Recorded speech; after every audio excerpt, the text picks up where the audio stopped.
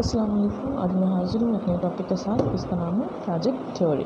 ठीक है, पियाजे एक साइकोलॉजिस्ट थे। उन्होंने कॉग्निटिव डेवलपमेंट की थ्योरी दी। कॉग्निटिव का मतलब है कि उन्होंने माइंड कॉग्निशन के डेवलपमेंट की थ्योरी दी कि माइंड कैसे डेवलप करता है, उसका प्रोसेस क्या होता है, स्टेप्स क्या होते हैं ना। उन्होंने बताया कि हर बच्चे की सोचने की क्षमता जो होती है वो अलग अलग होती है, समझने की क्षमता जो अलग अलग होती है।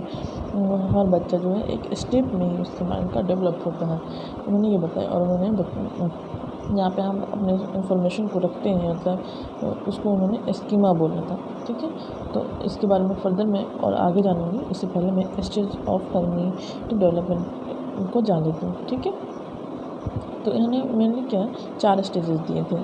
कौन कौन? सबसे फर्स्ट है सेंसरी मोटर स्टेज, सेकेंड है प्री ऑपरेशनल स्टेज, थर्ड है कॉन्क्रीट ऑपरेशनल, और फोर्थ है फॉर्मल ऑपरेशनल स्टेज।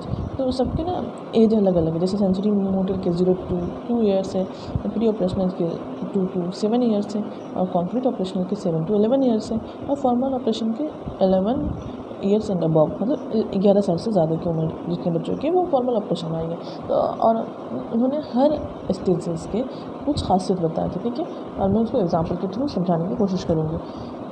तो उन्होंने सेंसरी देखिए, सबसे फर्स्ट स्टेज है सेंसरी मोटर स्टेज, जो कितने साल का होता है? 0 to 2 ईयर्स का। उन्होंने बताया कि इसमें जो बच्चा है कोई भी चीज़ जो सीखता है वो सेंस के थ्रू सीखता है। ठीक है, अब तो बच्चा 2 साल का, मतलब 0 to 2 ईयर्स का, वो हर चीज़ को छूता है, पकड़ता है ना, तो वो सेंस के ज़रिए सीखता है। ठीक है, इसमें ऑब्जेक्ट परमानेंस डेवलप होती है। ठीक है, ऑब्जेक्ट को छू के वो समझ पाएगा। ठीक है, जैसे यहाँ पर मैंने फ़ोटो भी बनवाया है, तो आप देख के समझ सकते हो। सेकेंड है प्री ऑपरेशनल स्टेज, है ना, ये 2 to 7 ईयर्स का होता है। ठीक है, इसमें क्या होता है, बच्चे ना सिंबल के थ्रू सीखना स्टार्ट कर देते हैं, और लैंग्वेज भी उसको आ जाती है। यहाँ पे सिंबल के थ्रू मतलब बोले तो आप, अगर आप उसको बोलोगे एप्पल, तो वो अगर यहाँ तो एप्पल बोलोगे तो उसके दिमाग में आएगा एप्पल का एक फ्रेम आएगा कि अच्छा एप्पल इस कलर का होता है, एप्पल का शेप ऐसा होता है। ठीक है, जैसे आएगा, या फिर आप उसको एप्पल दिखाओगे तो वो समझ जाएगा अच्छा ये एप्पल होता है ना। उसको बोलोगे तो कि बेटा ये क्या है, तो वो समझ जाएंगे ये एप्पल होता है। ठीक है, वो उनकी इमेजिनेशन पावर डेवलप हो जाती है इस स्टेज में। और वो ईगोसेंट्रिक थिंकिंग होता है, मतलब खुद के आसपास ही सोचना ज़्यादा सोचता है। ठीक है, और इसको बच्चे को ना कंजर्वेशन में डिफ़िकल्टीज आती है। मतलब हम अगर किसी चीज़ को चेंज कर दें ना, तो उसमें डिफ़िकल्टीज आती है। जैसे कि अगर कोई सामान है, आप उसको कहीं छुपा लो, तो बोलो नहीं है, तो वो बोलेगा, बच्चे भी समझ जाएंगे अच्छा ये नहीं है, ये ख़त्म हो गया, ये कहीं चला गया, समथिंग दैट। और कंजर्वेशन से एक चीज़ और है कि आप एक एग्जांपल के थ्रू आप समझ सकते हो कि आप एक लंबा गिलास ले लो और एक फैल गिलास ले लो, और पानी डालो उसमें लंबे गिलास में और फैल गिलास में सेम अमाउंट में। और तो है ना, बच्चे से पूछो किस गिलास में ज़्यादा पानी है, तो वो लंबे वाले गिलास में पानी को बोलेंगे। तो यही होता है। ठीक है, थर्ड है कॉन्क्रीट ऑपरेशनल स्टेज, ये कितने साल का होता है? 7 to 11 ईयर्स का। ठीक है, इसमें बच्चे अब बड़े हो गए हैं, तो इसमें लॉजिकल थिंकिंग आ जाती है ना।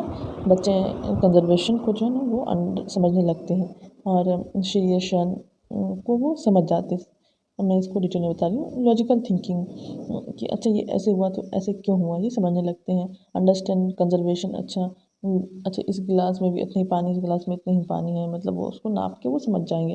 अगर 2 गिलास, एक छोटा एक फैल एक बड़ा गिलास में पानी दे दिया जाए, तो वो समझ सकते हैं। अब उनमें आगे सीरियशन, मतलब अगर बच्चे को दे दिया जाए कि इंक्रीजिंग ऑर्डर डिक्रीजिंग ऑर्डर में लगाइए किसी चीज़ को, तो वो लगा सकते हैं। यहाँ पे वो डेवलप हो जाता है उसका माइंड इतना।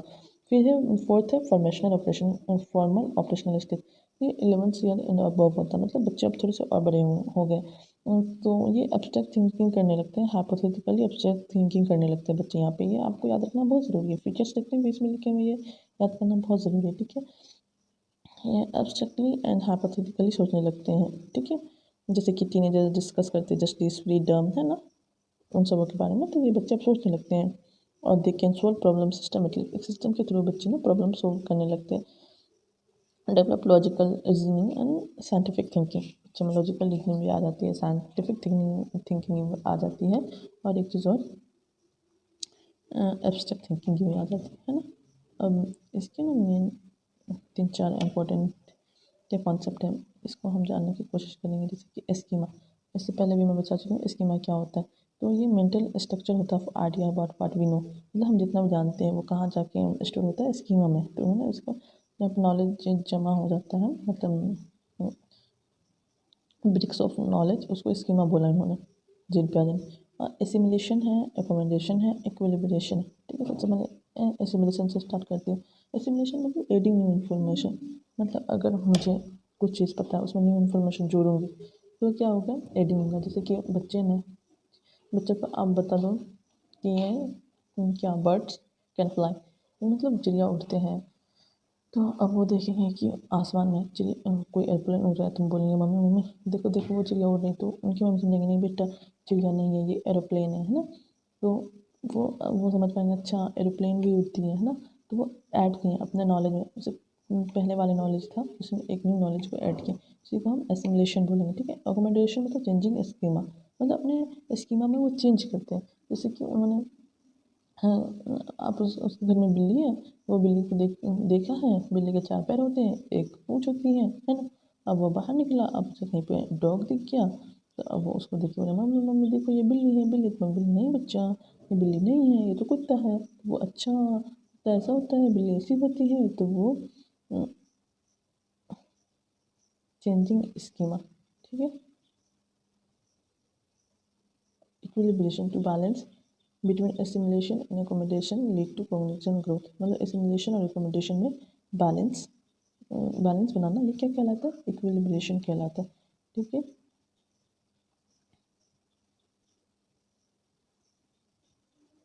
मैंने यहाँ पे इसका एग्जाम्पल के थ्रू समझा दिया है कि a child see animal giraffe and think it's the kind of horse. पहले से हॉर्स को अगर देखा, वो जिराफ को देखेगा तो बोलेगा ये लगभग हॉर्स की जैसा है ना, हॉर्स है, मे बी हॉर्स हो सकता है।